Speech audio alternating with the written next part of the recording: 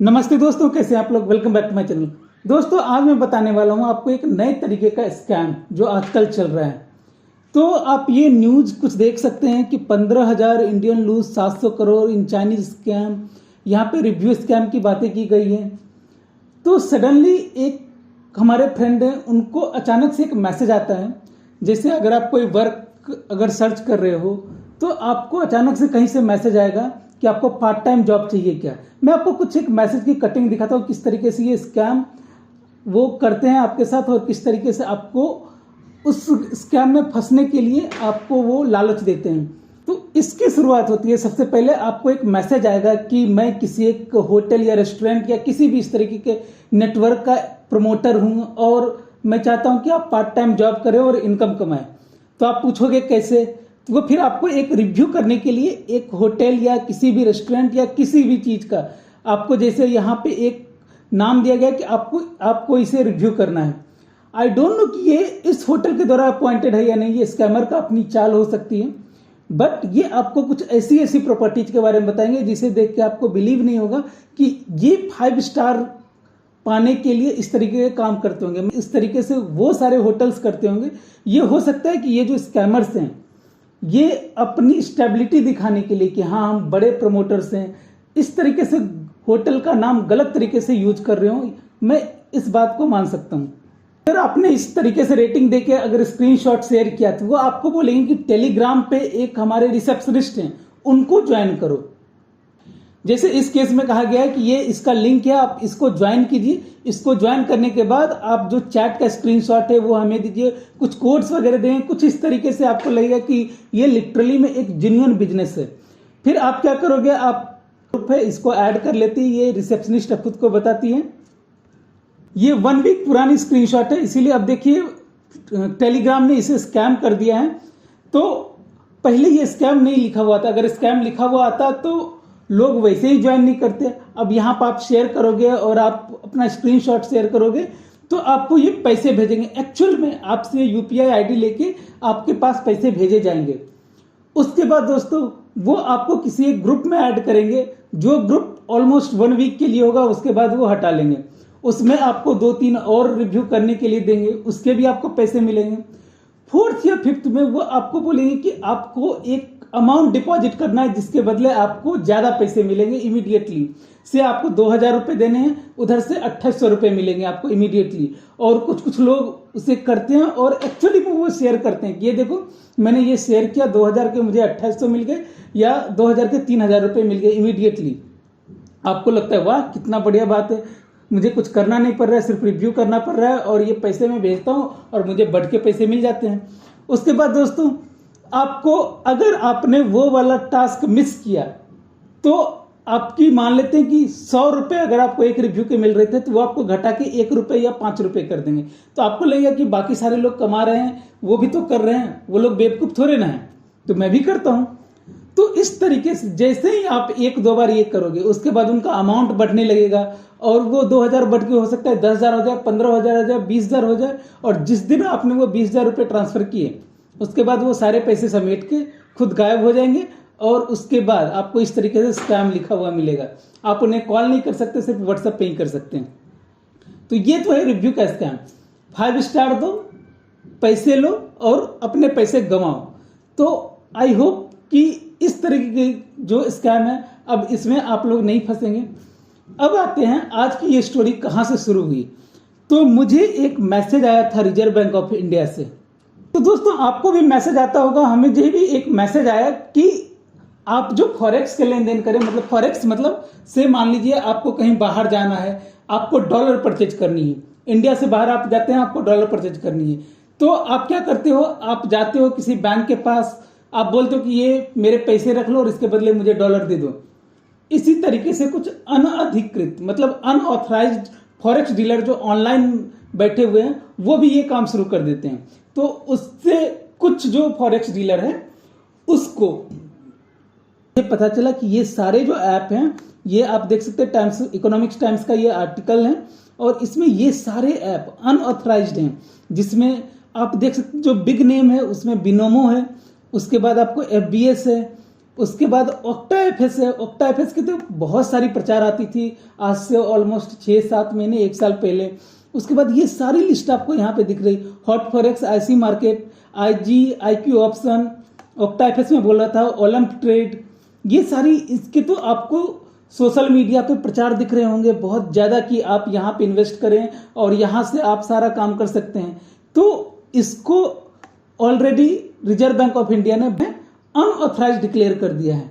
अब जब यहाँ अनऑथराइज डिक्लेयर कर दिया तो फिर मेरे दिमाग में आया कि चलो ये जो बैटिंग एप्स है जैसे ड्रीम्स 11 या फिर और भी रमी सर्कल, ये सब क्यों अलाउड है, क्या ये अलाउड हैं भी या नहीं है। तो मुझे पता चला कि ये सारे अलाउड है, इसमें से कुछ को बैन किया हुआ है। उसके बाद मैंने गैम्बलिंग इन इंडिया को सर्च किया तो देखिए इसमें हमें पता चला कि गैम्बलिंग तो वैसे इलीगल है इंडिया में, लेकिन आपको इसको 2 कैटेगरी में बांट दिया है, एक गेम ऑफ स्किल और गेम ऑफ चांसेस।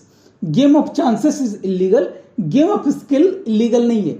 अब गवर्नमेंट को जिसको भी लगता है कि ये गेम ऑफ स्किल है, जैसे आपको ड्रीम्स 11 या फिर रमी सर्कल, इसको तो ये बोल देते हैं कि ये जो है बैन नहीं है इंडिया में, बट जिनमें इनको लगती है कि इसमें गैम्बलिंग के चांसेस हैं, मतलब चांस के बेसिस पे विन है, कोई स्किल नहीं है, तो उसे वो इलीगल घोषित कर सकते हैं।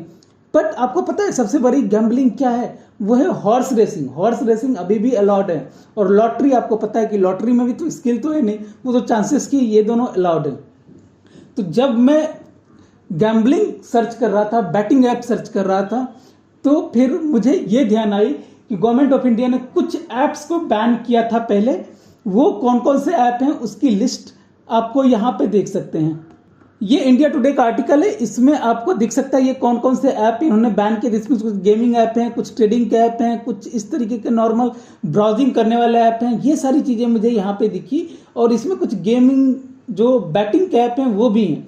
तो इस तरीके से ये देखने के बाद मुझे लगा कि गवर्नमेंट इस सेक्टर में कुछ कुछ तो स्टेप ले रही है, कुछ कुछ ऐप्स को बैन कर रही है।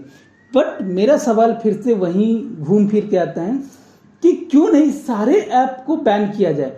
तो गवर्नमेंट ने बोला कि जो जिसमें गेम ऑफ स्किल लगती है उसको बैन नहीं कर सकते। अब गेम ऑफ स्किल कैसे डिसाइड होगा वो गवर्नमेंट का अपना नजरिया है, वो उस पर डिसाइड करती है ना। इसी पे मुझे ध्यान आया कि एक महादेव बुक का भी तो स्कैम चल रहा है, तो मैंने महादेव बुक की वेबसाइट ओपन कर ली। देखो कितना लेविश सा वेबसाइट ये लग रहा है, और इसमें आपको ये देख के फ्रॉड लग सकता है, क्योंकि any query WhatsApp on us, ये व्हाट्सएप का नंबर इंडिया का नहीं है, पहली चीज।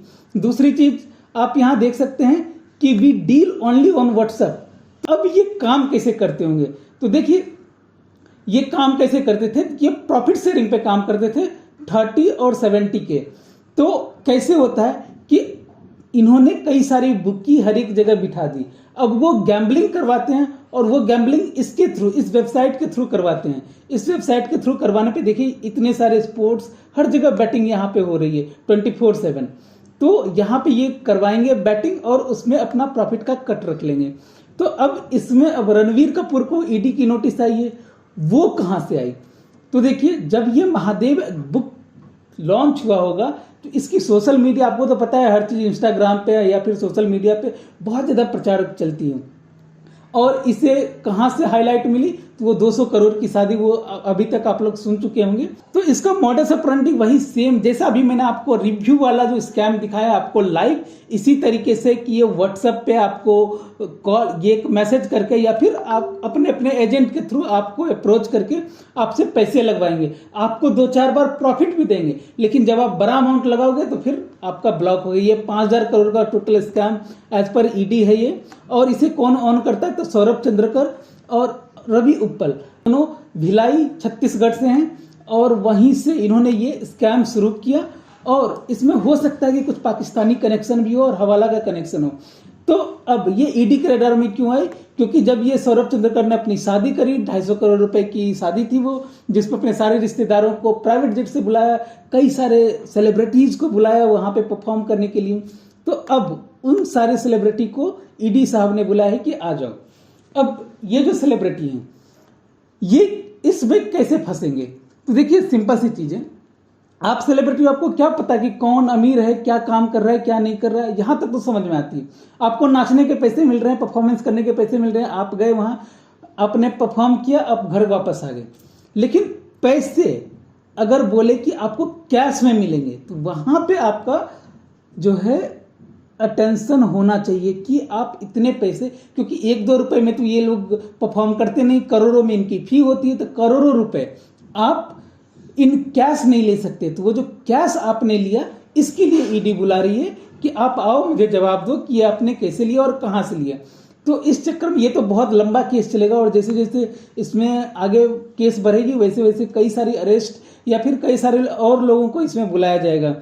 तो बॉलीवुड सेलिब्रिटी इसी तरीके से इन्वॉल्व हुई, या तो उन्होंने इनका प्रचार किया था सोशल मीडिया पे, या किसी शादी में गए, या किसी इवेंट से लिंक है, और जहां पे इन्होंने जो अपनी फी है वो कैश में ली, तो वो कैश लेने की वजह से ये लोग स्कैनर में आ गए।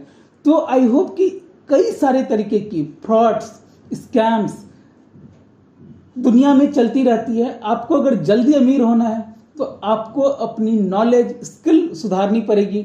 बहुत मेहनत से पैसे आता है। मेजोरिटी ऑफ जो पीपल है उनको मेहनत करने के बाद, हार्ड वर्क से और स्लोली, ऐसा नहीं कि रातों रात वो ऐसे हो जाते हैं। हो सकता है कि आपको लगता है कि रातों रात हो गया, बट उसके पीछे उन्होंने उनकी 8-10 साल की, 4 साल की, 5 साल की मेहनत होती है। वो मेहनत करके पैसे कमाते हैं। अगर जब भी आपको बिना मेहनत के पैसे मिल रहे हैं, वो कहीं ना कहीं स्कैम का पार्ट है।